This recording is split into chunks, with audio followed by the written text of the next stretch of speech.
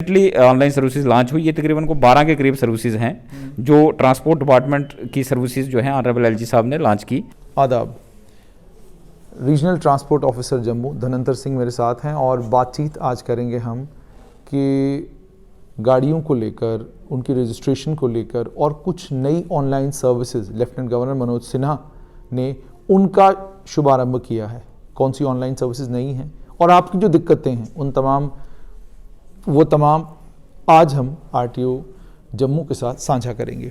सबसे पहले धनंतर जी बहुत बहुत शुक्रिया, आपने वक्त दिया। और ये जानना चाहूँगा कि नई ऑनलाइन सर्विसेज जिन्हें एलजी साहब ने अभी किया है कौन कौन सी हैं? जी थैंक यू। पहले तो मैं आपका शुक्रिया करूंगा कि ये जो ऑनलाइन सर्विसेज हमारी लॉन्च की हैं ऑनरेबल एलजी साहब ने, तो इनकी अवेयरनेस, पब्लिक अवेयर होना बहुत इंपॉर्टेंट है इनकी सक्सेस के लिए। तो आपके माध्यम से मैं लोगों की अवेयरनेस के लिए, और आपको तो खुद पता ही है, मैं बताऊंगा कि जैसे आप जानते हैं कि हमारे जो ट्रांसपोर्ट डिपार्टमेंट है, ministry of roads, transport and highways government of India के अंडर आता है। 2 ऑनलाइन पोर्टल्स हमारे जो हैं इस वक्त काम कर रहे हैं। एक हमारा सारथी पोर्टल है जो ड्राइविंग लाइसेंस रिलेटेड सारे काम उसी पे होते हैं, और साथ में हमारा वाहन पोर्टल है जिस पे हम व्हीकल रिलेटेड सर्विसेज हमारी चल रही हैं और वो ऑनलाइन सर्विसेज हैं। जहाँ तक बात रही जो रिसेंटली ऑनलाइन सर्विसेज लॉन्च हुई, ये तकरीबन को 12 के करीब सर्विसेज हैं जो ट्रांसपोर्ट डिपार्टमेंट की सर्विसेज जो हैं ऑनरेबल एलजी साहब ने लॉन्च की। ये एक बड़ा मतलब लैंडमार्क डिसीजन, और पूरे इंडिया में शायद मेरे हिसाब से फर्स्ट यूटी है या स्टेट है जिन्होंने इतनी सर्विसेज वन टाइम जो है ऑनलाइन करके लोगों को दी हैं। इसका मैं बताऊंगा ब्रीफली कि जो सारथी हमारी सर्विसेज है, सारथी के रिलेटेड मतलब ड्राइविंग लाइसेंस के रिलेटेड की सर्विसेज हमारी स्टार्ट होती हैं लर्नर लाइसेंस से। पहले ऐसा था, पहले भी हमारी लर्नर ये सर्विसेज ऑनलाइन थी, बट ये सेमी ऑनलाइन थी, पार्शियल जिनको हम कह सकते हैं। उसमें यह था कि पहले आप एक एप्लीकेंट को अप्लाई करना है ऑनलाइन, फिर उसका एक हार्ड कॉपी प्रिंट करके हमारे पास उसकी डॉक्यूमेंट सबमिट करना, और उसकी पर्सनल अपीयरेंस जो थी वो मैंडेटरी थी। अब जो ये फर्क, जो मेन फर्क ये आया कि जो आदमी का खुद आना, जो पब्लिक इंटरफेस थी मेरे बीच और एक आदमी की, एप्लीकेंट की, या मेरे क्लर्क की और एप्लीकेंट की, वो खत्म हो गई है। उसमें उस आदमी के लिए मैंडेटरी नहीं है। अगर वो आना ही चाहता है तो आ जाए, हम किसी को रोक नहीं सकते हैं, डेमोक्रेटिक कंट्री है। बट गवर्नमेंट या डिपार्टमेंट उसको मैंडेटरी नहीं बना रहा है कि तू आ हमारे पास। जैसे मैं आपको एग्जांपल से स्टार्ट करूंगा कि आप लर्नर लाइसेंस आपने दिया, टेस्ट के लिए जब आप आओगे, आपका तो उस दिन टेस्ट होना है, आपको ऑनलाइन टेस्ट देना है, आपको आना ही पड़ेगा। लेकिन साथ में पहले क्या होता था कि आपने अपना साथ में फॉर्म भी प्रिंट करके वो जो ऑनलाइन भरा है वो लेके आना। अब वो जरूरत नहीं है, आपको अपना जो ऑनलाइन डॉक्यूमेंट्स फिर हैं वही वैलिड माने जाएंगे। आपका अपना टेस्ट होगा, टेस्ट के बाद आप चले जाइए। उसके बाद मान लो आपका लर्नर लाइसेंस टेस्ट 6 महीने का वैलिड होता है, लर्नर लाइसेंस जो हम इशू करते हैं, आप उसको आप एक्सटेंड करवाना चाहते हो। तो पहले क्या था कि आपको मैंडेटरी वहां पे फिर से हमारे ऑफिस में आना था, आपकी प्रेजेंस जो थी वो मैंडेटरी थी। अब जो मेन फर्क ये पड़ा कि अब वो मैंडेटरी जो प्रेजेंस थी वो खत्म हो गई है। नई में क्या है कि जैसे मान लो आप दिल्ली में बैठे हैं, आप घर में बैठे हैं, आपने ऑनलाइन अप्लाई करना है, जो रिन्यूअल फीस है उसकी एक्सटेंशन फीस वो आपने अप्लाई करनी है, और आपको घर बैठे मैसेज आ जाएगा कि your learner licence has been extended for next 6 month. तो वो 6 महीने के लिए आप ऑनलाइन उसका प्रिंट ले सकते हो अपने प्रिंटर से, आपको ऑफिस में आना नहीं पड़ेगा। वो एक मेन जो लर्नर लाइसेंस की रिलेटेड सर्विस थी उससे बहुत बड़ा रिलीफ लोगों को मिलेगा।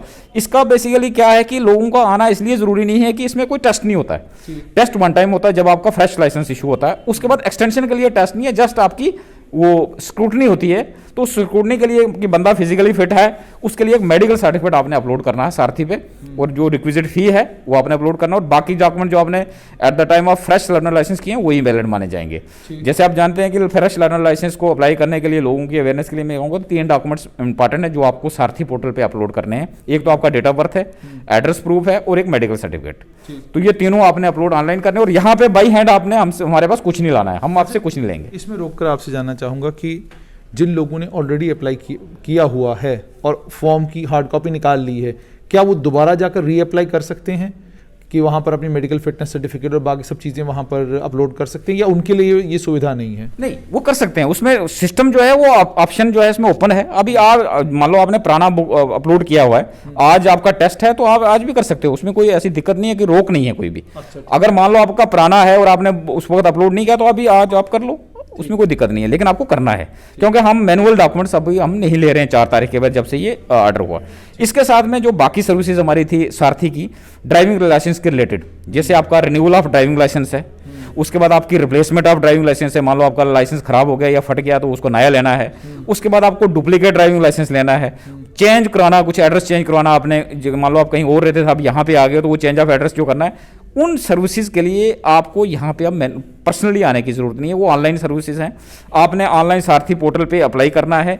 एक उसकी जो फ़ी है, रिक्विजिट फ़ी 400 प्लस 50 रुपीज़ आपने पोस्टल डिलीवरी के देने, क्योंकि हमने आपके वो डॉक्यूमेंट्स घर भेजने हैं। 450 फ़ी हो गई, प्लस आपने डॉक्यूमेंट्स जो मेडिकल सर्टिफिकेट है वो इंपॉर्टेंट इसलिए हमने रखा है कि क्या वो बंदा फिट है कि नहीं है, ऐसा ना हो कि बंदा जिंदा ही ना है और हमसे रिन्यूअल करके ले जाए। इसलिए मेडिकल जो डॉक्टर है वो उसको मेडिकली सर्टिफाई करेगा और वो उसकी सर्टिफिकेट जो है ऑनलाइन अपलोड होगी कि ये बंदा फिट है, तो हम उसका रिन्यूअल कर देंगे और उसको घर भेज देंगे, यहाँ आने की जरूरत नहीं है। जो पुराने डॉक्यूमेंट्स हैं उसके पास, वो हमारे बाई पोस्ट हमें वो भेज सकता है, उसमें रजिस्टर पोस्ट से हमारे पास आ जाएंगे, क्योंकि वो पुरानी प्रॉपर्टी जो है वो सरकार की है, वो हमारे पास आ जाएगा, उसको नया मिल जाएगा।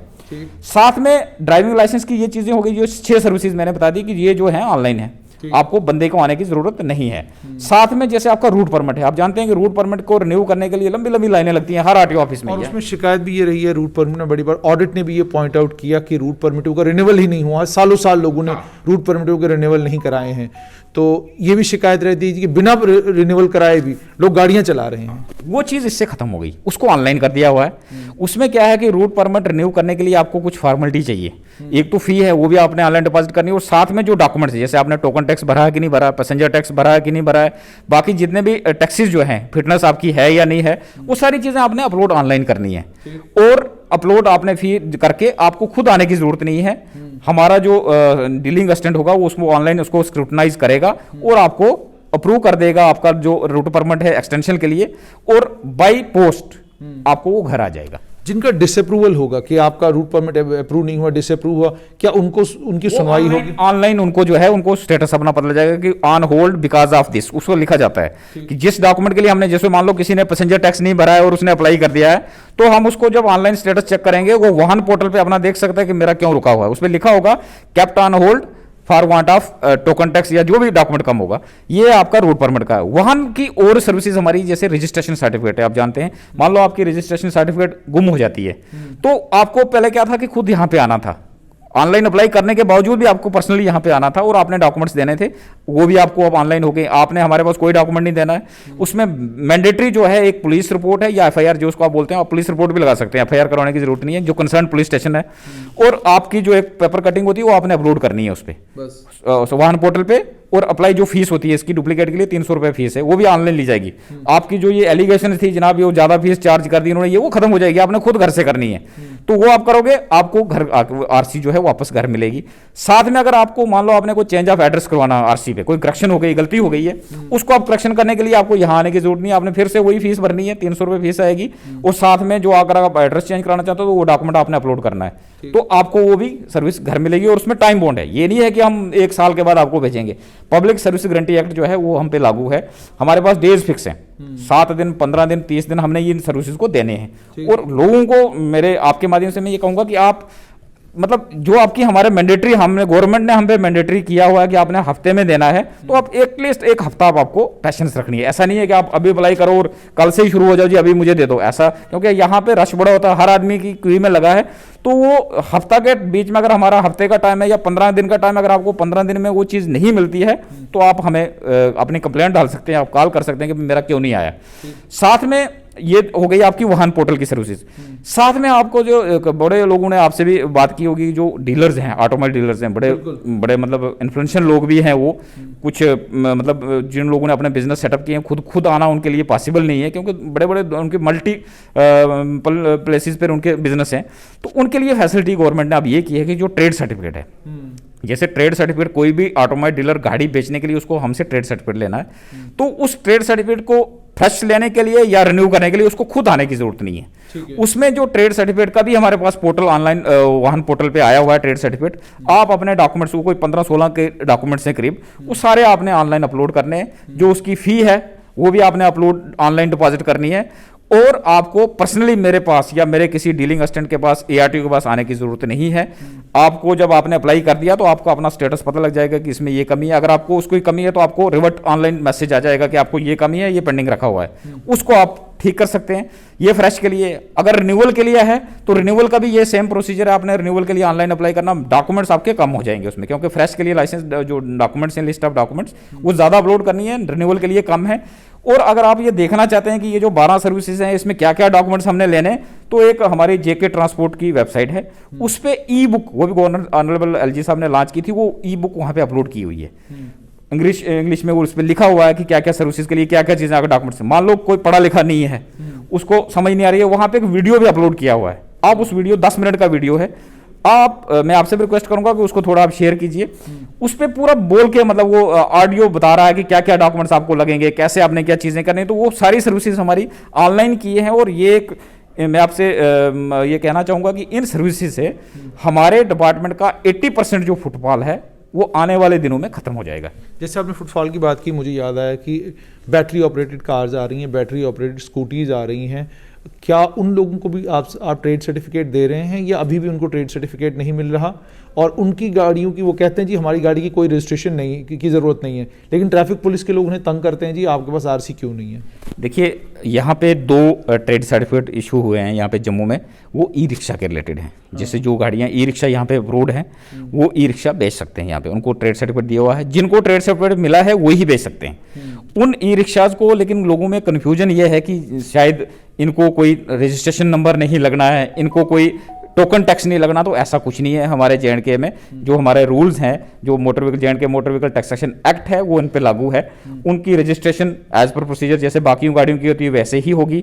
उनको टैक्स जो है वो 9% उनको भी पे करना है। तो वो यहाँ पे आके, हमारे पास कुछ गाड़ियाँ आई हुई हैं, हाँ उसमें सिर्फ एक कंडीशन है कि उनको हम ओपन रजिस्ट्रेशन नहीं कर रहे हैं। मान लो आपने ई रिक्शा लिया हुआ है, तो आपको एक रूट बताना है कि बताइए कि आपने कौन से रूट पे चलना, हम उसी रूट के लिए आपको रजिस्ट्रेशन करके देंगे। ये नहीं है कि आप पूरे जम्मू सिटी के घूमोगे, क्योंकि उसकी आपने अगर मॉर्थ की गाइडलाइंस पढ़ी होंगी तो एक ये लास्ट माइल कनेक्टिविटी है। अच्छा। जहां पे कोई बड़ी बस नहीं जा सकती है, मेटाडोर नहीं जा सकती है, तो वो 2 किलोमीटर 3 किलोमीटर का सफर है, उसको कवर के लिए ये इनको, ये मेन रोड पे नहीं चल सकते, मेन रोड पे नहीं, इनको मेन रोड को इजाजत नहीं है। और ये लोग, जो लोग आपके पास भी कंप्लेंट कर रहे होंगे, मेरे पास भी करते हैं, वो ये चाहते हैं कि हमें ओपन मिल जाए। जैसे दूसरे वाला ऑटो आप ले जाओगे, अगर जो हमारा ये पुराना ऑटो 3 व्हीलर चल रहा है, इसको 15 किलोमीटर रेडियस का परमिट मिला हुआ है, वो 15 किलोमीटर पे चल सकता है। इनको वो चीज नहीं है। इनके लिए एक मतलब मैंडेटरी है कि आपने बताना, हमने रूट आइडेंटिफाई किए हैं, ट्रैफिक पुलिस और हमने मिलके मोटर व्हीकल डिपार्टमेंट ने एक सर्वे किया है, और जम्मू में तकरीबन 50-60 के करीब हमने रूट्स आइडेंटिफाई किए हुए हैं जहां पे उनकी रिक्वायरमेंट है, हंगरी रूट्स हैं जहां पे दूसरी गाड़ियां नहीं जा सकती हैं, और वो मेन रोड से अंदर हैं, इंटरनल रोड हैं। ये तो यूजुअली हमने देखा कि गांधीनगर, शास्त्री नगर, इन एरियाज में ये ई रिक्शा चल रहे हैं, ये तो पेरिफेरल एरियाज में जा ही नहीं रहे जहां जाना चाहिए इनको। देखिए, जो यहाँ पे चल रहे हैं वो पायलट बेसिस पे स्टार्टिंग में वो उनकी ट्रायल्स वगैरह हो रहे थे, उस वक्त वो चला रहे थे। किसी को भी हमने ये अलो नहीं किया कि वो सिटी पे चलेगा।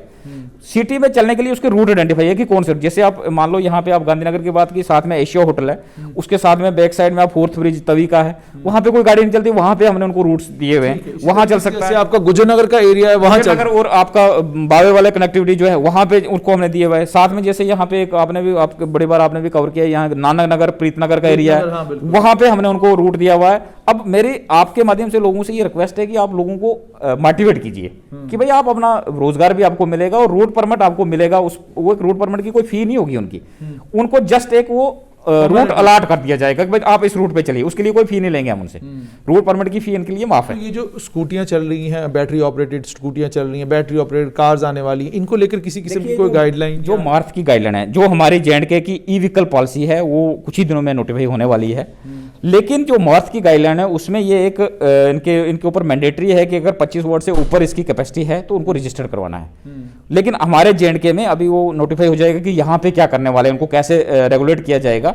तो इसलिए अभी तक हमने कोई भी गाड़ी जो है, जो ये 2 व्हीलर है, उनको रजिस्टर्ड नहीं किया, क्योंकि हमारे पास अभी कोई किसी आदमी ने गाड़ी लेके हमारे पास अप्लाई भी नहीं किया है कि आपने रजिस्ट्रेशन के बगैर। तो जो ट्रैफिक के पुलिस के लोग हमारे हैं, जो विदाउट गाड़ी अगर नंबर के कोई चलेगी तो वो तो पकड़ेगा उसको, वायलेशन, उसको बताएगा डॉक्यूमेंट नहीं है। तो इसलिए मेरी आपके माध्यम से रिक्वेस्ट रहेगी कि जब तक आप अपनी गाड़ी को रजिस्टर नहीं करवाते हो तो आप गाड़ी को मत चलाइए। अगर आप कहते हो कि इस गाड़ी को रजिस्ट्रेशन की ज़रूरत नहीं है तो हमारी जो ई व्हीकल पॉलिसी है उसको आप वेट कीजिए।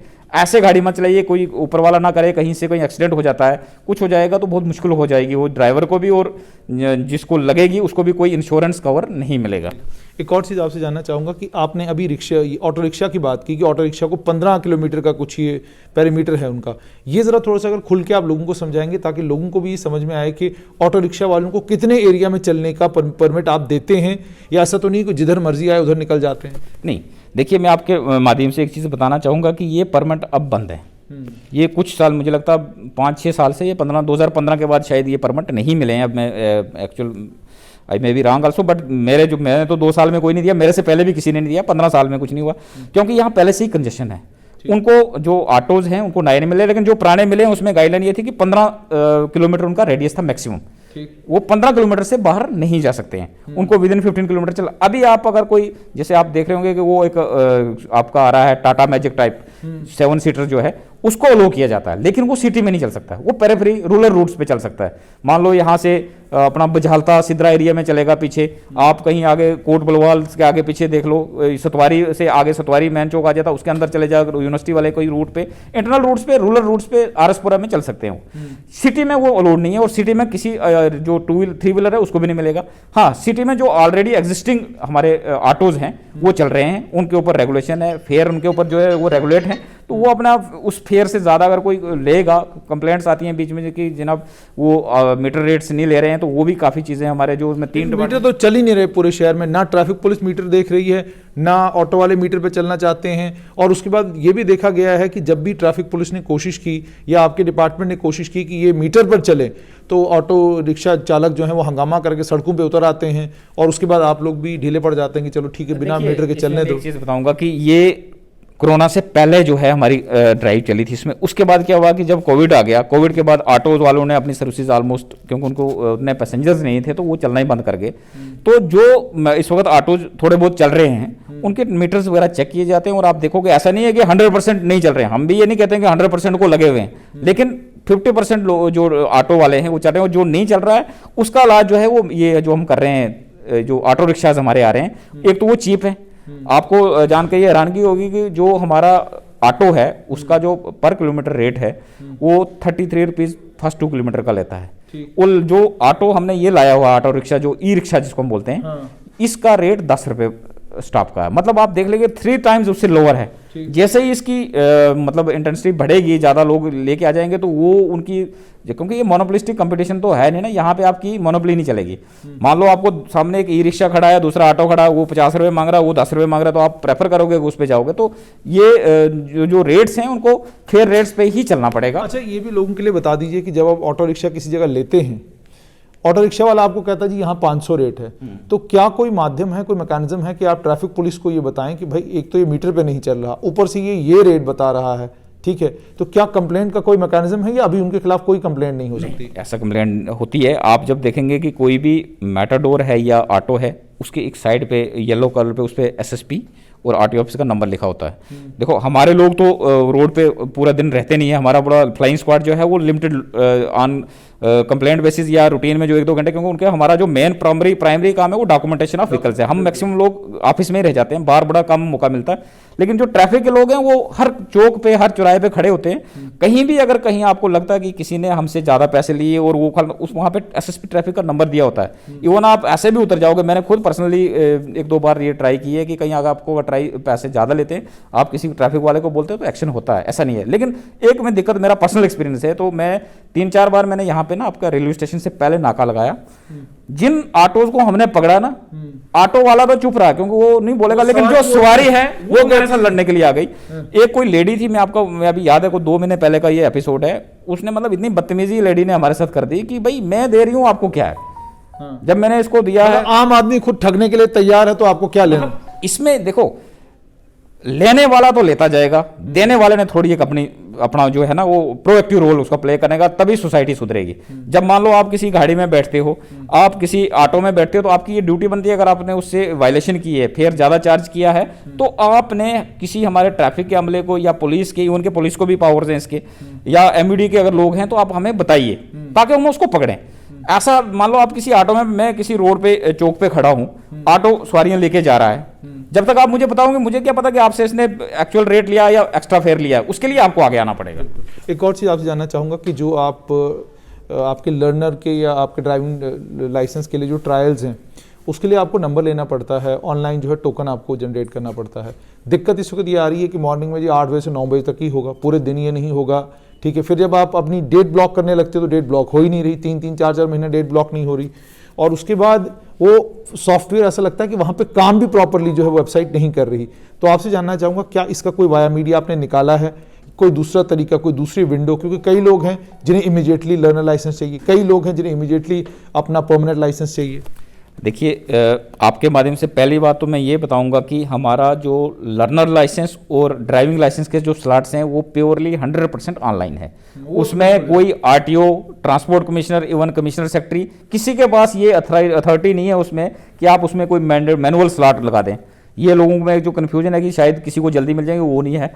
हाँ, जहां तक बात, हमारे पास 2 इश्यूज हैं इसके। आप जो आपने बात की, इसमें एक लर्नर लाइसेंस के स्लॉट्स हैं और एक परमानेंट ड्राइविंग लाइसेंस के स्लॉट्स हैं। दोनों में दिक्कत थी, दोनों में से एक ही दिक्कत हमने खत्म कर दी है। जो परमानेंट ड्राइविंग लाइसेंस है उसके लिए हमने 2 additional driving trial boards constitute किए हैं। आप जानते हैं, जो हमारे इस वक्त काम कर रहे हैं, सुबह एक मॉर्निंग शिफ्ट में और एक आफ्टरनून शिफ्ट में, वहाँ पे खानपुर में। उससे क्या हुआ कि जो हमारे पुराने लोगों के कुछ कोविड के टाइम के जो स्लॉट्स थे, मिस हो गए थे, नहीं दे पाए थे, उनको हमने कवर किया। इसके अलावा अगर आप ऑनलाइन सारथी पोर्टल खोले, अभी आपको हमारी 150 की कैपेसिटी है। हमारे जो फील्ड है ना वो 30-40 के करीब ही है, मतलब अभी भी 90 पर डे के हिसाब से 60-70 स्लॉट्स अवेलेबल हैं।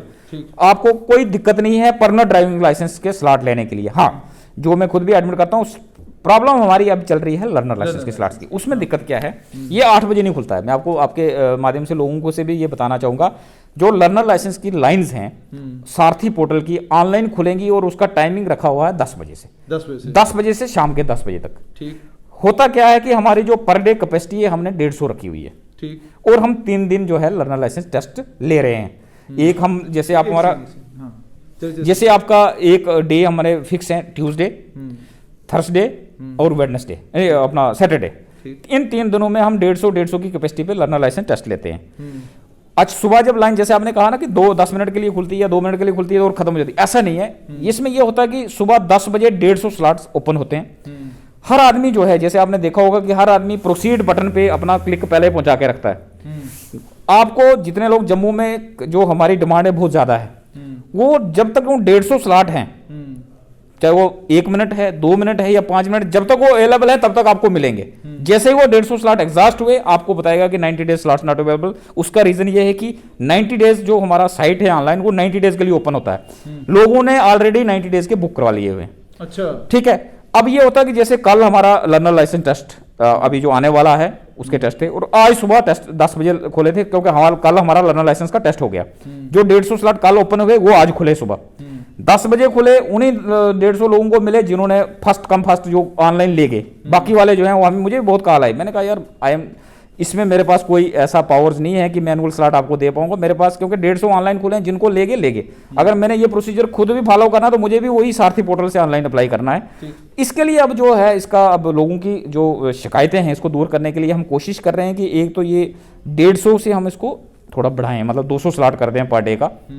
एक तो हम ये तरीका सोच रहे हैं। दूसरा हम ये सोच रहे हैं कि इसकी थोड़ी कोई जो 3 डेज की जगह हम बढ़ाएं थोड़े, लेकिन हमें प्रॉब्लम ये आ रही है कि साथ में कोविड इस वक्त सबसे फिर से दोबारा मतलब परेशानी है कि अगर मैं सारे लोगों को यहाँ अलो कर दूं 6 डेज, हमारी बाकी सर्विसेज भी यहाँ पे चल रही हैं, तो लोगों का मेरे पास इतनी कैपेसिटी नहीं है। यहाँ आप नीचे देख रहे हो कि एक वेटिंग हॉल हमारा बन रहा है, ये भी लोगों की एक डिमांड थी। आप भी एक बार मुझे कह रहे थे कि जनाब लोग यहाँ पे आते हैं, बैठने के लिए जगह नहीं है। तो ये गवर्नमेंट ने 1 करोड़ 22 या 23 लाख, मतलब 100 करोड़ का प्रोजेक्ट यहाँ पे नीचे बना हुआ है, वो मार्च में कंप्लीट होगा। यहाँ पे एयर कंडीशन मतलब ये हॉल है जहाँ पे लोगों को बैठने के लिए, उनको चाय पानी जब तक उनका अपना अंदर से काम ना होता वो बैठ सकते हैं, वो फैसिलिटी बन रही है। और हमारी स्पेस इस वजह से और कम होगी क्योंकि यहाँ पे कंस्ट्रक्शन वर्क चल रहा है। तो इस टाइम में लोगों को थोड़ा पेशेंस रखना पड़ेगा। जब तक ये कोविड है, आपका लर्नर लाइसेंस, ड्राइविंग लाइसेंस फिर भी बनेगा, लेकिन कोविड को आपने इसकी जो एसओपीज हैं थोड़ा फॉलो कीजिए। और मैं आपके माध्यम से लोगों से ये बताना चाहूंगा कि कुछ शायद नेक्स्ट वीक से हम थोड़े स्लॉट्स बढ़ाएंगे, हम कुछ इसका अल्टरनेट अरेंजमेंट कर रहे हैं, लेकिन मेरी यही रिक्वेस्ट रहेगी कि वो हम ट्रायल बेसिस पे बढ़ाएंगे। अगर लोग हमें कोऑपरेट करेंगे, आपका जो एसओपीज हैं जैसे मास्क पहनना, जो सोशल डिस्टेंसिंग है, अगर आप वो हैंड्स हाइजीन अगर आप मेंटेन करेंगे लोग, तो हम उसको कंटिन्यू रखेंगे। अदरवाइज हम वीक एक ट्रायल बेसिस करके उसको फिर हमें रोकना पड़ेगा, क्योंकि हमारे के लिए सबसे इंपॉर्टेंट इस वक्त जो है वो जान है लोगों की, अपने लोगों की भी जान और जो विजिटर है यहाँ पे उनकी भी, ना कि लर्नर लाइसेंस।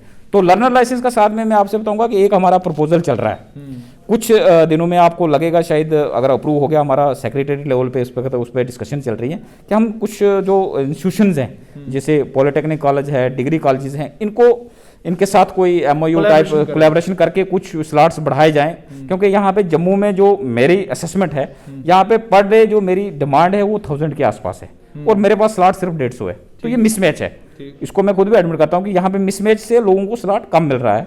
3 महीने तक वेटिंग चल रही है, तो इसका इलाज हम कुछ ना कुछ सोच रहे हैं कि इसकी ग्रीवेंसेस लोगों की कम हो जाए इससे। बहुत बहुत शुक्रिया। तो ये थे RTO जम्मू धनंतर सिंह। आपने RTO जम्मू से सुन लिया कि ऑनलाइन हाँ, मैं एक बिल्कुल एक इम्पॉर्टेंट इशू है वो बिल्कुल मैं जानना चाहूँगा कि 15 साल जो है ये, इस 15 साल का जो अभी एक नोटिफिकेशन आई है, उसमें जानना चाहूँगा ये थोड़े टाइम के लिए है या ये अब हो गया तो ये अब लंबे समय के लिए चलेगा?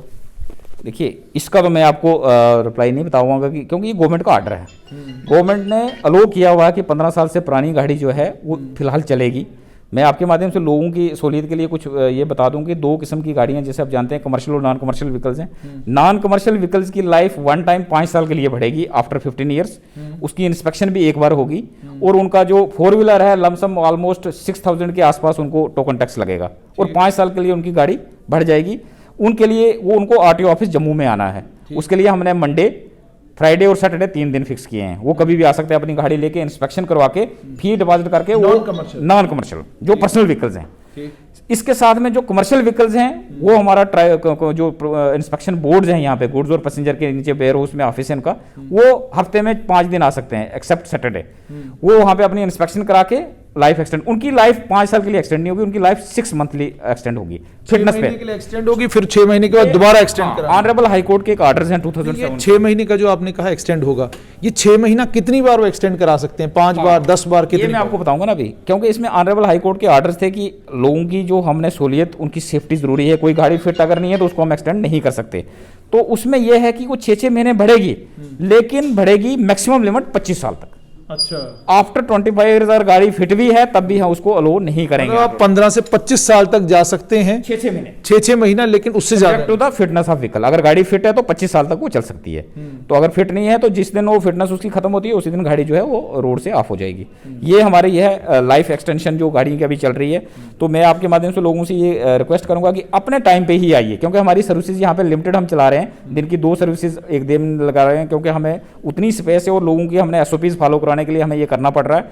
3 दिन जैसे मैंने कह दिया आपको कि मंडे, फ्राइडे और सैटरडे आप अपनी एक्सटेंशन, लाइफ एक्सटेंशन सर्विसेज जो हैं यहाँ अवेल कर सकते हैं। और साथ में एक चीज़ मैं और बताना चाहूँगा कि गाड़ी की लाइफ वहीं एक्सटेंड होगी जहाँ पे वो रजिस्टर्ड हुई है। कुछ लोग यहाँ पे, जैसे मान लो डोडा में रजिस्टर हुई है गाड़ियाँ, रामबन में हुई है, रजौरी में हुई है, पुंछ में हुई है, वो यहाँ आ जाते हैं एक्सटेंशन के लिए। तो उनको यहाँ नहीं आना है। जिस अथॉरिटी ने, जिस ARTO ने या RTO ने रजिस्टर किया है वही एक्सटेंड कर सकता है, दूसरे के पास अथॉरिटी नहीं है। तो इसलिए अपने RTO के या RTO के पास ही जाइए और अपनी सर्विसेज अवेल कीजिए। ठीक है, बहुत बहुत शुक्रिया। तो ये थे RTO धनंतर सिंह। आपने साफ तौर पे तमाम मामले गाड़ियों से जुड़े हुए, सबसे बड़ा कि 12 ऑनलाइन सर्विसेज जो हैं वो शुरू की गई हैं। आप इन सर्विसेज का फ़ायदा लीजिए। मामला सिर्फ जहां तक है लर्नर लाइसेंस का, उसमें भी कह दिया गया कि स्लॉट्स बढ़ाए जाएंगे, मगर कोविड के प्रोटोकॉल से अगर ध्यान नहीं रखा गया तो वापस स्थिति वही हो सकती है। दीजिए इजाज़त, आदाब।